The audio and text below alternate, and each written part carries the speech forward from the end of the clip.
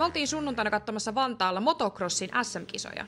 Tämä oli semmoinen paikka, missä mä en ihan ensimmäisenä kuvitellut itteeni näkeväni sunnuntai-aamuna, mutta kiitos vinkistä. Tämä oli oikeasti äärettömän mielenkiintoinen päivä ja meillä taisi mennä kaiken kaikkiaan joku 6 tuntia tuolla ja viihdyin. Tuolla oli vaikka kuinka monta eri sarjaa, mutta naisten sarjan takia mä tänne päädyin, koska mä haluan loppuvuoteen mennessä tukea niin paljon naisurheilua kuin mahdollista ja käydä katsomassa kaikkia eri lajeja, mitä mä vaan kerkeen ja pystyn. Livenä kattoessa vasta tajuus, että kuinka kova kunto tuossa hommassa täytyy oikeasti olla. Sulla pitää olla niinku voimaa ja kestävyyttä ja siis tää on yllättävän monipuolisen näköinen laji. Jos tää laji on semmonen, mikä vähän kiinnostelee, niin mulla olisi teille pienet terveiset. Kannattaa katsoa. Eli jos yhtään motocross kiinnostaa, niin ehdottomasti kannattaa tulla paikan päälle katsomaan ja kokeilemaan pääsee myös. Meillä on ainakin täällä Vantaan moottorikerhon alueella ainakin tähän asti toiminut pyörävuokraamo. Meidän sivujen kautta löytyy myös sen vuokraamon sivut. Yleinen harhaluulo on, että lapset ei voisi ajaa.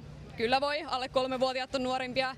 Ja ehdottomasti naisia suosittelen liittymään mukaan, että täällä on tosi tiivistää naisporukka ja hyvä tunnelma. Ja joo, tää on nyt tämän kauden vika SM, mutta ensi kaudella jatkuu taas kisat, niin ehdottomasti radan varten katsomaan.